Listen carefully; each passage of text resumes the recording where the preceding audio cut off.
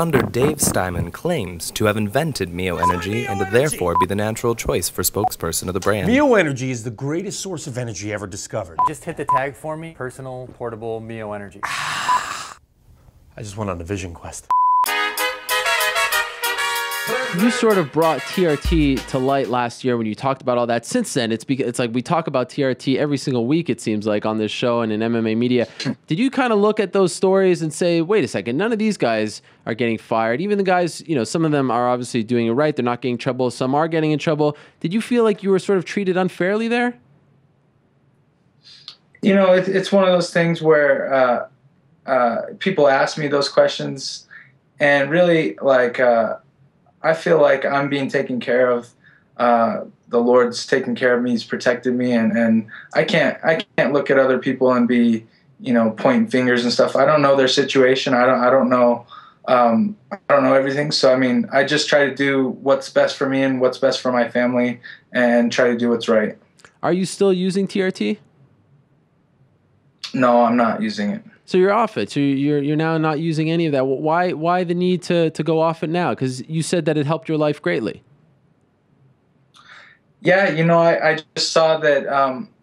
I didn't know if I was going to be able to fulfill my dreams, you know, going that route. And I just feel like it was so much of a hassle and a stress, you know, outside of, or, you know, with the commissions and all that, I guess, that the right thing to do for me right now is to choose not to do it. And, you know, I've pursued a lot of other stuff to try to help my health. But you know, a lot of it's helping. And so I like I said, I feel great right now. I'm in really good shape, and that's not something I'm worried about right now. And has that affected your training? Like, meaning, did you feel like you needed to take things into overdrive to compensate for what the TRT was doing to you? No, I mean, if anything, you have to pull back a little bit at times. But like I said, there's other stuff that I've been doing. You know, I had severe allergy problems that I've gotten under control. I had sleep apnea that I've gotten under control, and that's helped quite a bit, getting a CPAP machine. And there's quite a few other things that I've looked at. And I think the combination of everything, along with being smarter with my training, you know, I feel great. So now that you're off it, just curious, do you feel as though people are abusing TRT in MMA? It's become such a hot topic, and you are so closely linked to it. Do you feel like we need to do something about this, we being the commission? You know, like I said, that's it's not for me to point fingers. I don't know each and every person's situation. I only see what's in the media, and I know for a fact how that stuff can be misconstrued and blown out of proportion, and, you know, get, you know, wrong facts and stuff like that. So I think really, I mean, I know there's guys out there that need it, that have a medical need for it, and I think it's you know, it's unfair for those guys to try to, you know, do away with it, and but at the same time, I'm sure, you know, there's guys that misuse TRT, but there's also guys that just plain out use steroids, and, you know, I mean, guys are going to cheat no matter what. That's something you can't get around. So do you feel as though you were mistreated by the media throughout all of this? Yeah, a little bit, but how you know, so? like I said, I mean, honestly, it's one of those things where, like, I talked so much about it, and that was such a big part of my life a year ago that really, I mean, I want to focus on what's going on now, and that's the fact that I'm back with Zuffa. I'm with Strikeforce. I'm fighting for a title. I'm fighting a 5-round fight against Tyron Woodley, and, you know, I'm in great shape. I'm dropping down to 170. I'm telling you guys are like, you haven't seen me at 170. You like me at 85. You're gonna love me at 70. I'm just like an animal at this weight. You're gonna love it. All right. And you know, the reason I'm asking is not to sort of attack you here. It's just we haven't heard from you in a year. That's why. So we've been sort of interested in your take on all of this.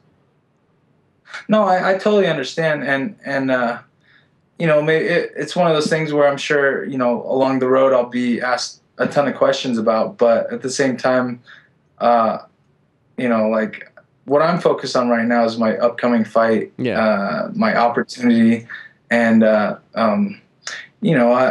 you were always fair with me, Ariel, so I appreciate that. All right, cool. Well, I appreciate that as well. And just one last thing on all this. As far as the commission goes in Oregon, do you have to do anything special because of what happened leading up to your last fight?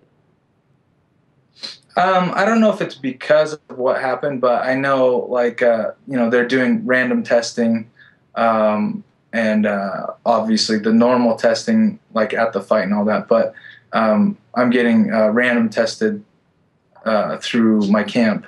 So, and even when I signed with Strikeforce, they made me do a test. But I'm going to be doing random tests throughout my training camp. And are you surprised, considering how you left Zuffa, that they gave you a title shot right off the bat? I'm not necessarily surprised. I'm definitely grateful and super stoked about it. To me, it makes sense. I've been ranked in the top 5 for a long time now. I've been ranked in the top 10 since I was like 20 years old. And,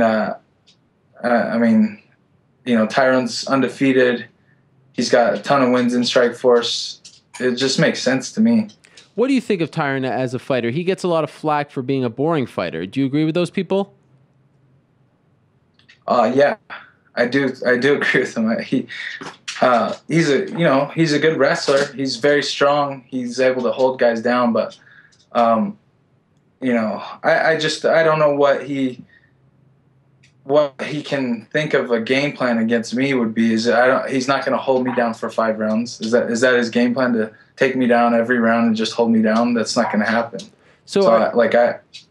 He's definitely a boring fighter as far as the other guys that let him hold him down. It almost feels like it's hard for you to say, like, you feel it, you mean it, but you're not a trash talking kind of guy. So that means a lot with you to come out to say that about your opponent. You must really think he's a boring fighter. Yeah, and it's just, I respect him. I respect his skills. He's got, like I said, he's a great wrestler. He's very strong. But, we're there to fight. We're not there to hold each other on the ground for a half an hour. How do you avoid being put in that position? Because he is a very good wrestler. Well, you have to be a good wrestler to avoid being taken down, and I'm a very good wrestler. I've worked a lot on my wrestling and my counter wrestling, and the other thing is, I have a very good game plan for if or when I get taken down. I fully expect at some point in the fight he's gonna land a takedown, because I'm gonna be trying to knock him out, and if he takes the right shot at the right time, he's going to put me down, but he's not going to be able to hold me down.